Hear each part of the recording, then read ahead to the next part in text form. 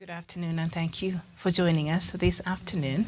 My name is Miriam Ogutu. The show is Diaspora Dispatches, and on the show, as usual, I get to bring you the latest news from across the continent of Africa. We are coming to you from Kenya's capital here in Nairobi, East African time, just about 4 minutes past 3 p.m. That is East African time. Thank you so much. We start our bulletin today from home here in Kenya, and technology giant Meta has taken down thousands of posts targeting Kenyan users on its social media platform Facebook for violating its policies ahead of the August elections. 4 years ago, bosses at the now defunct British consultancy firm Cambridge Analytica were apparently caught on camera boasting of the control they had exerted in Kenya's disputed 2017 presidential poll, and their company was accused of mining past Kenyans' personal data on Facebook to help President Uhuru Kenyatta win. Facebook now says in a new report that it has pulled down more than 37,000 posts for promoting hate speech and 42,000 for violating its values.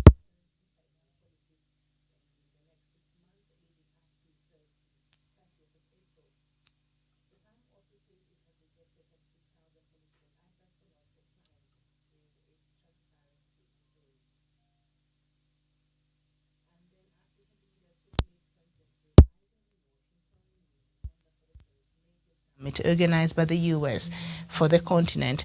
A statement from President Biden said the U.S.-Africa Leaders Summit, scheduled for the 13th to 15th of December, will underscore the importance of U.S.-Africa relations and increase cooperation on shared global priorities. President Biden has not visited any African country since becoming president, but has hosted several leaders from the continent, including President Uhuru Kenyatta of Kenya and South Africa's Cyril Ramaphosa. Last week, Mr. Biden met Egypt's President Abdel Fattah el-Sisi in Jeddah. The UN peacekeeping mission in Mali, MINUSMA, has said it regrets the expulsion of its spokesperson by Bamako and pledged to continue fulfilling its mandate in the country. Mali on Wednesday ordered Olivier Salgado to leave the country in 3 days over unacceptable statements on the controversial arrest of dozens of Ivorian soldiers in Bamako on 10th of July. Mr. Salgado had said that Mali was notified of the arrival of the Ivorian soldiers, whom the military-led government accused of being mercenaries planning to destabilize the transition. Mali suspended MINUSMA's troop rotations shortly after and allegedly barred 8 soldiers from the German contingent from leaving Bamako. Turbulent relations between Mali's junta and the UN mission threaten to derail peacekeeping efforts and worsen the country's already instability. Head over to Uganda, and Uganda's President Yoweri Museveni has signed a cooperation agreement with the leader of an opposition party and former challenger Norbert Mao. The pact between the ruling National Resistance Movement Party and the Democratic Party was signed on Wednesday following a meeting between the two leaders at State House in Entebbe. President Museveni praised leaders of Democratic Party for the gesture and mature foresight and constructive politics. Mr. Mao has been the leader of the opposition party since 2010, and he stood out for his eloquence and anti-establishment stance, but the party has suffered internal divisions for several years, which has led to a significant drop in public appeal. Ahead of the 2021 general election, he lost several party leaders to the newly formed National Unity Platform. Mr. Mao's backers will see his development as smart, will see this development as smart bipartisanship, but critics will feel vindicated after accusing him of causing up to President Museveni. Other critics also could see this as another attempt by President to weaken the opposition further. Previously, he has successfully wooed opposition politicians by offering them positions in the government. We head over to Nigeria. Nigerian President Muhammadu Buhari has condemned the killing of one of the 2 Catholic priests by kidnappers in the northern state of Kaduna. Reverend Father John Mark Cheitun's decomposing body was found on Tuesday, 4 days after he was seized by gunmen. The other priest was freed after a ransom was paid and has been reunited with his family. The Christian clerics were seized at gunpoint at a rectory in the village of Yadin, Garu in Kaduna after having traveled there for a church event. The kidnappers had demanded a large ransom, while the police had said efforts were underway to rescue them. President Buhari said he was deeply disturbed by the murder. He said the armed groups behind the spate of kidnappings of Christian clerics seem to be bent on creating chaos and disorder in the country. The government is facing increasing criticism for failing to address the deteriorating security situations across Nigeria. And then we head back to Uganda, and President Yoweri Museveni has defended his government's decision not to give subsidies to reduce taxes in the wake of a sharp rise in the cost of living. He was addressing the nation in a televised speech on Wednesday night amid high fuel prices and food shortages in some parts of the country. Mr. Museveni said subsidies misled people to think that there was plenty and would deplete the country's foreign reserves. He said tax cuts would also lead to the stalling of the infrastructural projects. Mr. Museveni also warned that the price of fuel was likely to remain high even after the Ukraine-Russia war. He said the way forward will be to begin the move away from petrol to electric cars. Okay, see, I'm smiling even reading this news. So he's telling Ugandans the solutions to these fuel prices, dear Ugandans, is to move away from petrol to electric cars and rail transport. Mr. Museveni urged Ugandans to explore a variety of other foods available like cassava, plantains, and millet amid the high cost of wheat. I think on the food part, I do agree with him, but on the electric cars, we'll come back to that. Let me just finish up with the rest of the news now. And then rights watchdog Amnesty International has called on Ethiopian authorities to launch an impartial investigation into last month's killing of more than 400 members of an ethnic group that is a minority in the country's Oromia region. The killings showed the attackers' utter disregard of human life. A new report by the organization released on Thursday says the violence in Tole area of Gimbi district saw farming villages populated by ethnic Amaras targeted. It has been blamed on the armed group of the Oromo Liberation Army, OLA, but authorities have also been criticized for failing to respond fast enough to the violence. Government forces arrived hours after the attackers had left, despite being told about the attack much earlier, according to witnesses cited in the report. The OLA has denied carrying out the attacks, which it said was the work of a militia group set up by the government. Amnesty called the Tole killings a callous massacre, and it was followed 2 weeks later by similar attacks in a different district in the region. Head over to Sudan, and the former ruling coalition in Sudan, the Freedom and Change Declaration Forces, FNDF, announced that it will form a broad front against the tribal clashes that have led to the death and injury of dozens of people in the country and the hate speech behind them. The leader of the group announced that they will organize demonstrations on July 24th in Khartoum and many cities under the name of One Homeland Sudan to protest the violence between tribes. The announcement comes shortly after massive protests in Khartoum when police fired tear gas, canisters, and hundreds of demonstrators who were holding up banners saying no to the killing of the Hausas. Okay. And then we look at some news from Benin. And the West African state says it will auction off art, luxury furniture, and a Rolls-Royce limousine seized from an opposition tycoon who lives in exile in Paris. A total of 140 items belonging to Sebastian Ajavon, who has been handed a 20-year sentence on drugs charges, will be put up for auction in Cotonou, the country's economic hub, on August 9th. The sale includes a Rolls-Royce, whose starting price is 80 million CFA francs, that is an equivalent of 122,339 US dollars. The judicial branch of Benin's finance minister said in a statement late Tuesday. The property was taken from Ajavon's home in central Cotonou on July 1st by tax agents who cleared out the premises working under a heavy police and military escort. Ajavon ran in the March 2016 presidential elections as an independent, arriving in the third place In the first round of voting, in the runoff vote, he threw his support behind another successful businessman, Patrice Talon, who eventually won. And then we go back to some militancy news, and heavy fighting was reported Wednesday after Al-Shabaab militants attacked two Somali towns along the border with Ethiopia. Regional officials who confirmed the attacks with Voice of Africa Somali said militants clashed with Liyu police, members of Ethiopia's controversial paramilitary forces that have long been presented in Somalia's northwestern Bakul region, towns of Yid and Ahato. Ethiopia National Defense Forces operating in Somalia as part of the bilateral security deal between Ethiopia and Somalia rely on Liyu police for border protection and supply road safety and logistics. A security official who requested anonymity because he is not allowed to speak with the media told VOA's Somali service that Al-Shabaab first attacked a Liyu police camp in Ahato town. A local Bakul region official confirmed that Al-Shabaab, who carried out a second attack on Eid, where militants again entered a Liyu police encampment. Head over to Zimbabwe, and the Media Alliance of Zimbabwe has condemned the Chinese embassy in Harare for threatening a weekly newspaper after it published articles on violations by Chinese mining companies. The group says the embassy threatened to take unspecified strong countermeasures against the Standard newspaper, which the alliance called an attack on press freedom.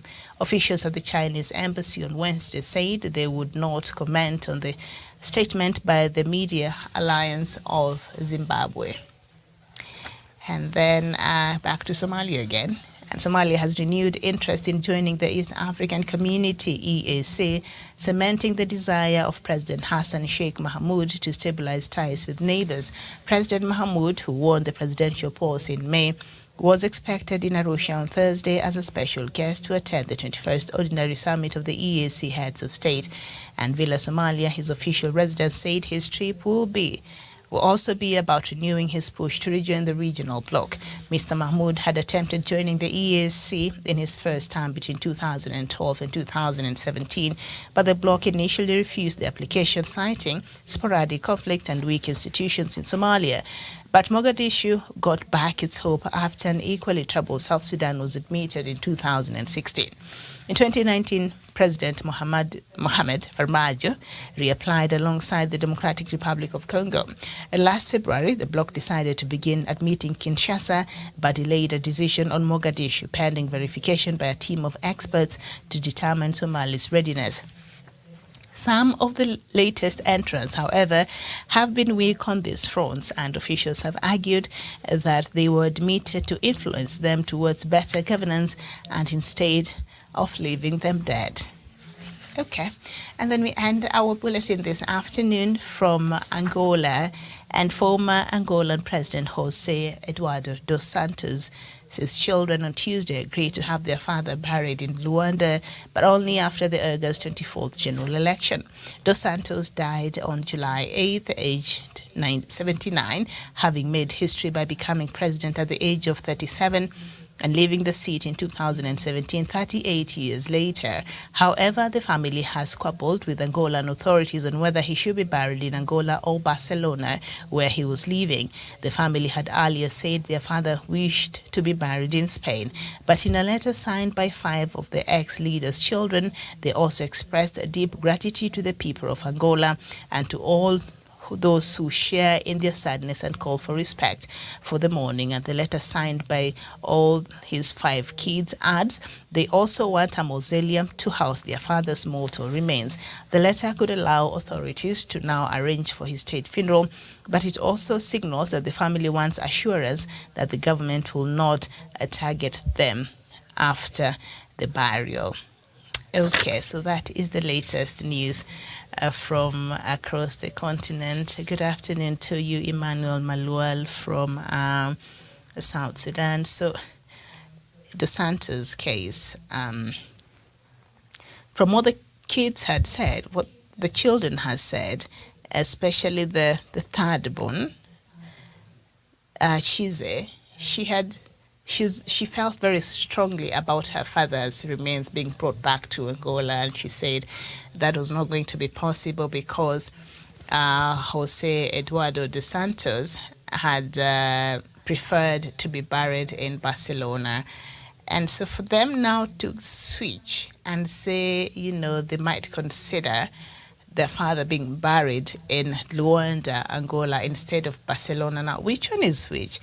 Did Dos Santos leave a will and said he wanted to be buried in Barcelona, or was this just something that the family was using maybe to negotiate on some truce with the government? Because we know right now they're being investigated over a myriad of issues that have to do with corruption that happened during their father's 38 years rule as the president in Angola.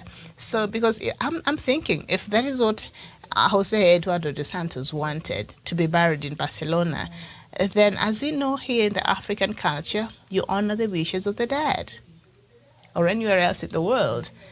If that is what he had wanted, or that is what he had put in his will, I'm not sure at this point, then they don't have a right to switch that up and change that and decide now we are going to bring him to Luanda, but on a condition that this is not used as a political tool. We know elections, the general elections in Angola are meant to be happening just a couple of days after our elections here. Ours here is on the 9th of August. Angola's elections is on the 24th of August. So they're saying the body will be brought back to the country after that election. So possibly somewhere in September to be buried. We are in July. The guy died when? A couple of days ago. I think he died on the July 8th. So it's just a few days ago.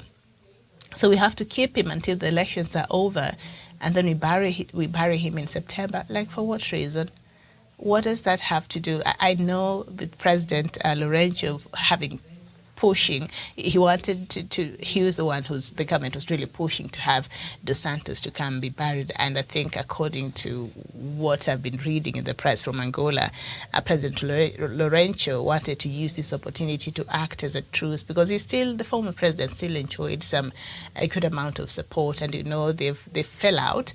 And so by him the government showing some kindness and some warmth and some, government support during this period to the family, perhaps he could use this as a tool to campaign for his re-election, which is quite twisted.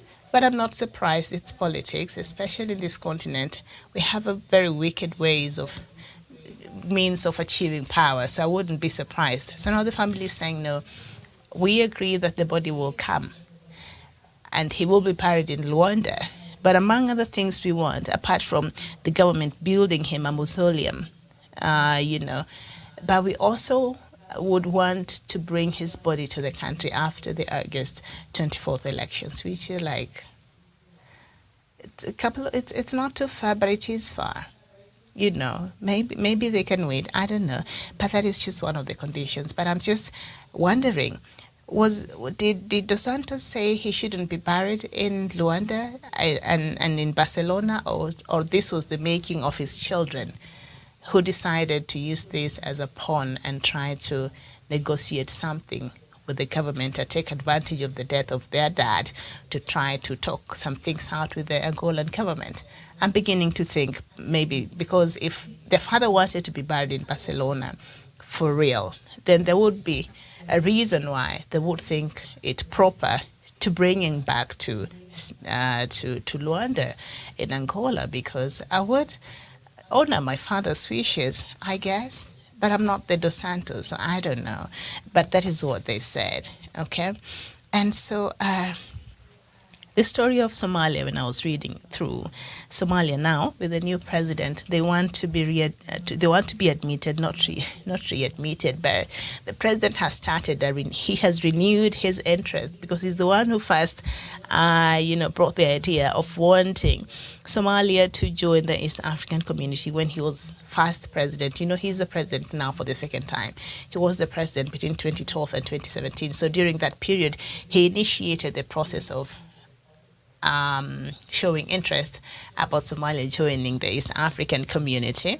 And so we saw also President Farmajo push for that, renew that. At the same time, when the Democratic Republic of Congo also expressed interest in 2019. It's very interesting because when I watch a bloc like, say, EU and the member states and what it takes for you to be admitted in that bloc, and so Somalia has been denied. Okay, fine, has been delayed, not denied. They've not. The EAC has not come out and said we have denied Somalia, because it doesn't meet the prerequisite for it joining the East African community, and so we have denied it the opportunity to be part of us. But so some of the things they look at. So in 2019, both Somalia and the DRC we started this process. Remember, Mohamud started it between 2012 and 2017, and then Farmajo reignited it in 2019. But funny, the DRC, which is equally chaotic, fine, it has a semblance of some organized governance, the Democratic Republic of Congo, despite the chaos that is ongoing.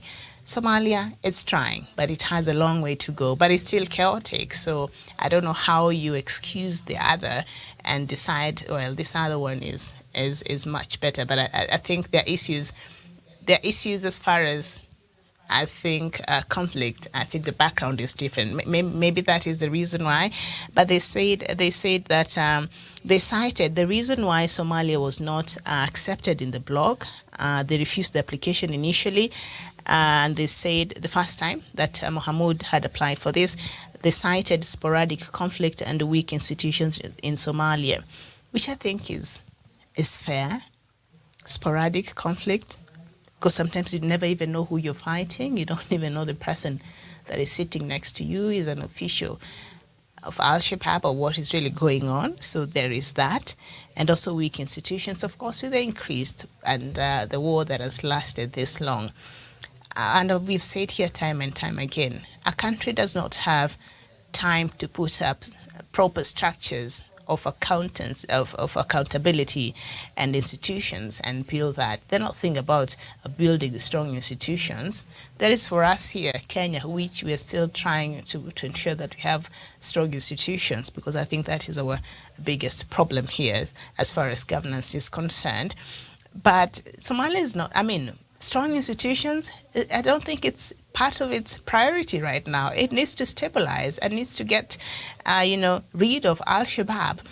But that is what the EAC had cited as the reason why they refused their application at that time. They're citing the sporadic conflict, as I said there, and also the weak institutions. So I don't know, between then and now, what has really changed? Because last we checked, we still have weak institutions in Somalia. There's still the sporadic conflict in Somalia. And so, but Mogadishu, I got their hope back after in 2016, the EAC admitted South Sudan, which also has weak institutions and sporadic, conflict. So they're saying now if South Sudan, we come in the most corrupt country in the world, that is Somalia, followed closely by South Sudan. And that is because of the wars that have continued there. Like I said, when you're having a perennial conflict like that, you don't have time to sit down and build proper institutions and structures in place for accountability. So that's why I think they rank like this, according to Transparency International, the report that came out in 2020. I don't know if that position has changed, but that is the last report. That is how they ranked. And so they sat there and they saw South Sudan being admitted to the East African bloc. And they said, wait a minute, the same grounds that we were denied entry to the EAC.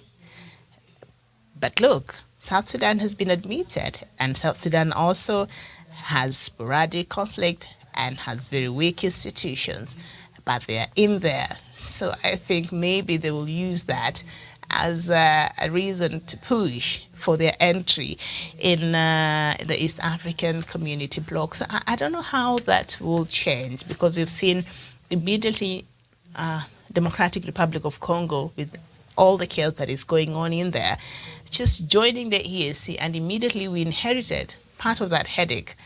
And now President Uhuru Kenyatta feels a responsibility to go on and try to help in mediating the process between the rebels in the DRC and the government of the Democratic Republic of Congo.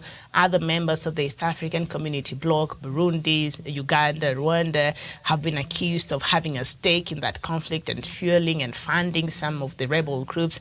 So it has been a cocktail of disaster and headache for our outgoing president. He has a couple of days now, 18 days to a general election here.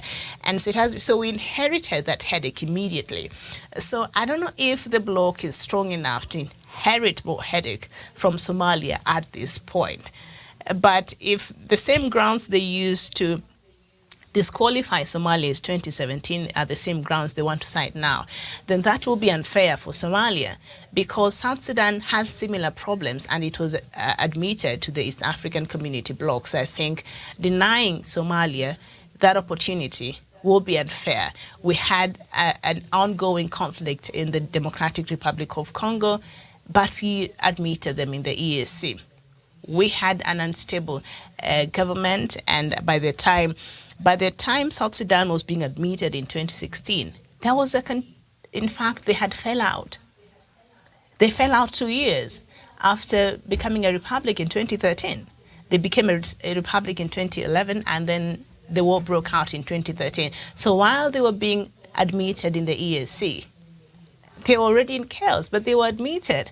So I think on this one, I might side with Somalia. And if they're denied again, I think it's unfair, because you can't not allow me while our neighbors here have been allowed, and they're suffering from the same problems that we're having here. But the history of the conflicts, I think, is different.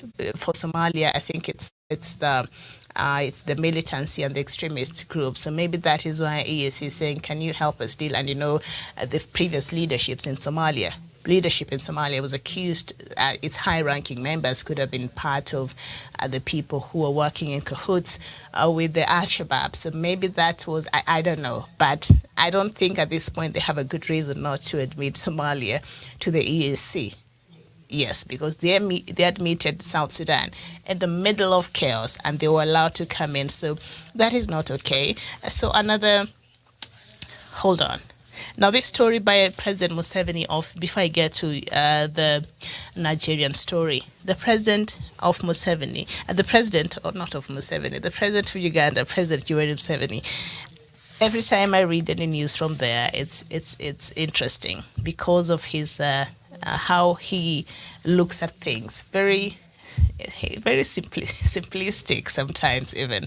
You wonder. So anyway, I will leave the part where he signed an agreement with the leader of the opposition party and the former challenger, Norbert Mao. I'll leave that for right now. But I will read a part of just bring to your attention part of how he feels his government, has responded to the issues of high cost of living that has risen across the world. And, Uganda has not been, spared. So he's trying to defend his government's decision as to why the government has refused to give subsidies or reduce taxes in the wake of sharp rise in the cost of living. And so he told the Ugandans, we can't even give subsidies as far as fuel is concerned. And that is because fuel prices will continue going up even after the war with Russia and Ukraine is over. So his solution for that was for Ugandans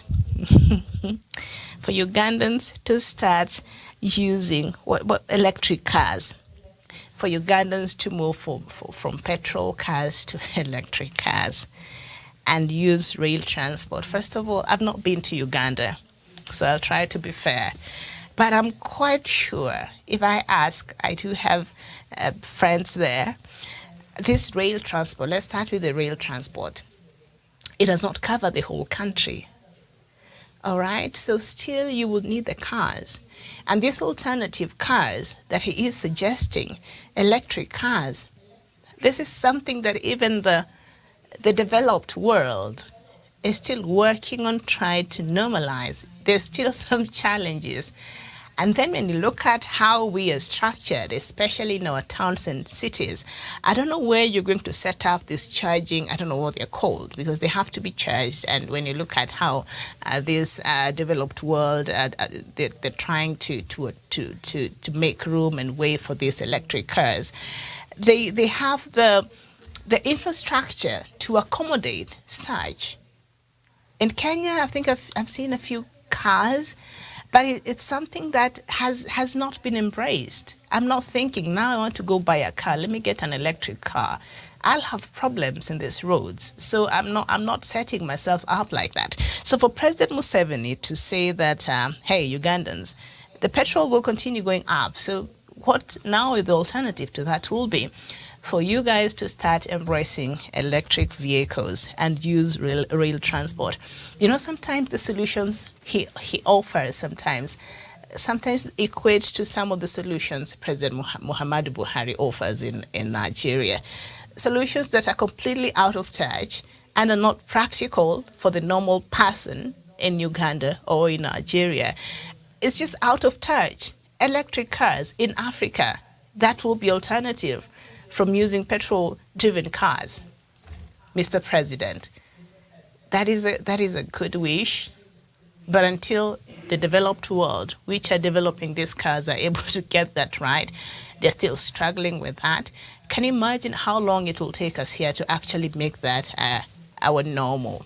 And if at all we even have infrastructure to support such kind of technology fully, you know, it's not practical. So these solutions President Museveni offers, they are not going to work for Ugandans. But I do agree, like I said earlier, when he told Ugandans to stop complaining about the high cost of wheat and instead embrace other variety of traditional foods like cassava, plantains, and millet, I think that is a good suggestion. And I think Uganda, they do plant that in plenty, these crops in plenty. So I do agree with that suggestion. But the electric cars as an alternative of petrol-driven cars, no, that cannot be a reality yet here in the continent. So anyway, I want to thank you so much for your time. I'm trying to get that story of President Buhari paying his respect to and sending his condolences to,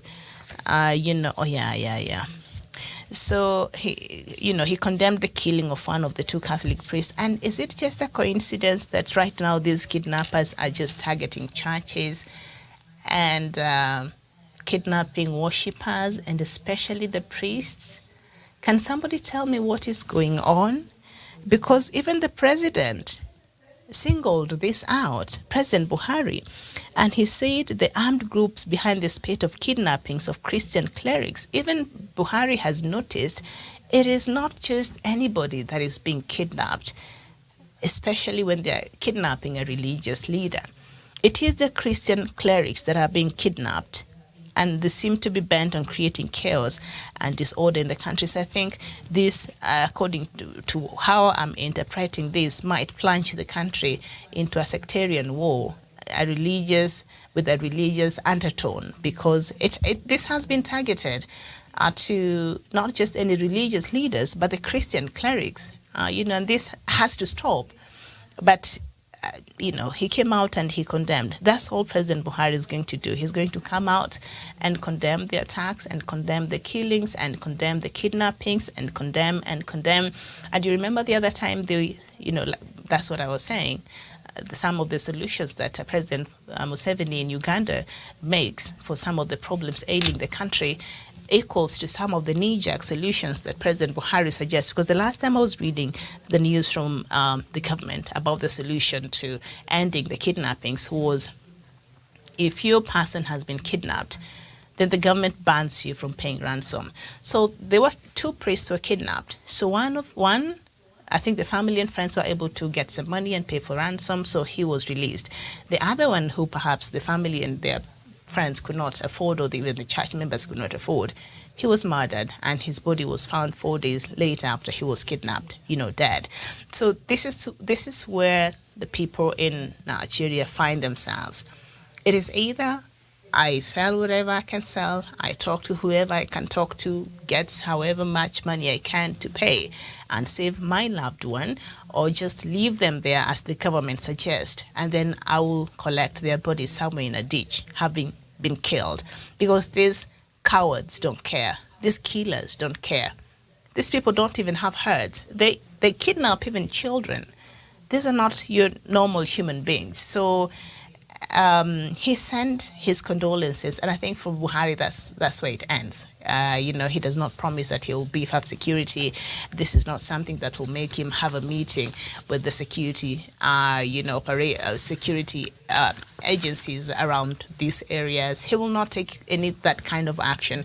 And any meetings he's had and the issues that he has addressed on security, we've not seen that translate to a more secure Nigeria, or rather even just responding to the increase of insecurity in Nigeria. So it has been very futile. So that's where it ends, I think, with Buhari. So what else can you say? Okay. All right. Thank you so much for your time this afternoon. I'll see you again. We'll see you again there. I think tomorrow we will not have the show, but we'll have another one. We have from, I think, 10 to around 1 there. So probably I'll meet up with you then. Thank you so much. My name is Miriam Mugutu. Thank you for watching. Bye-bye.